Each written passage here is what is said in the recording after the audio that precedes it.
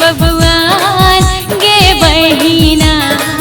मोर पिया गाम के किसान गे तोहर पिया छो शहर के बबुआन गे बहिना मोर पिया गाम के किसान गे बहिना मोर पिया गाम के किसान।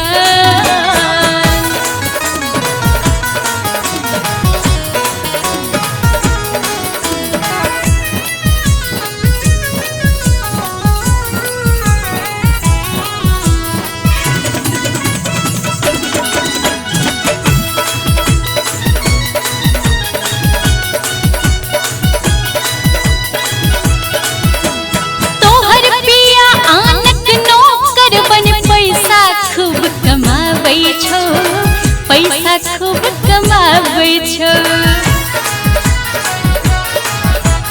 6 महीना 1 बरख पर कहियो घुर घर आबै छौ कहियो घुर घर आबै छौ गेलाबै छौ किछ तोरा ले समान गे बहिना मोर पिया गाम के किसान गे बहिना मोर पिया गाम के किसान।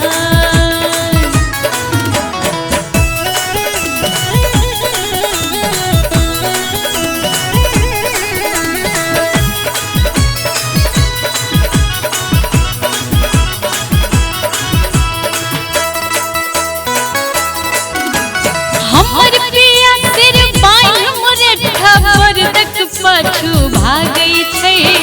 बरदक पाछू भागै छै बुझले अपना मालक अपने मालिक खेतहु सँ घुरियाबै छै खेतहु सँ घुरियाबै छै भरल रहै छै गे भरल रहै छै उपजा सँ खरिहान गे बहिना मोर पिया गाम के किसान गे बहिना मोर पिया गाम के किसान।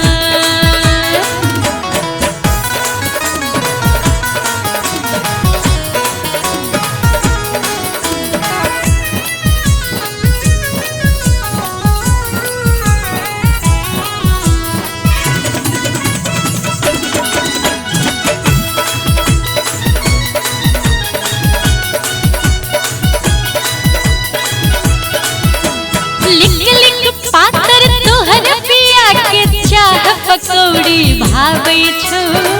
चाह पकौड़ी भाबै छौ ठीके बात छै ने रंग बिरंगक वस्त्र ताहि पर पाउडर सेंट लगाबै छौ पाउडर सेंट लगाबै छौ गे शीतल केस गलठने मुँह में पान गे बहिना मोर पिया गाम के किसान गे बहिना मोर पिया गाम के किसान।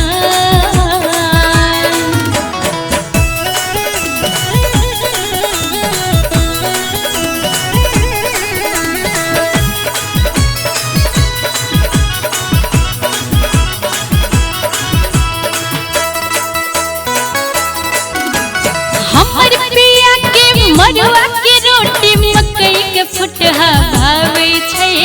मकई के फुटहा भाबै छै धोती के ढट्ठा ओढ़े चौक पर खैनी चून लगाबै छै खैनी चून लगाबै छै गे बम पिलाट छै नामी पहलवान गे बहिना मोर पिया गाम के किसान गे बहिना मोर पिया गाम के किसान।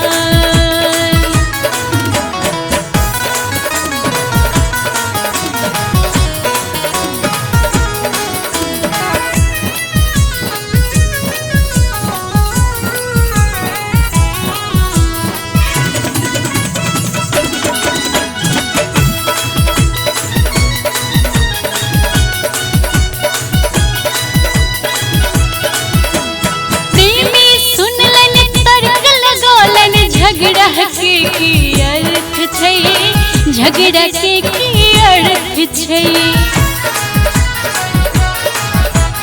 के कोन ठाम रहे के जाने एहन कहब त व्यर्थ छै एहन कहब त व्यर्थ छै कर्म लिखल के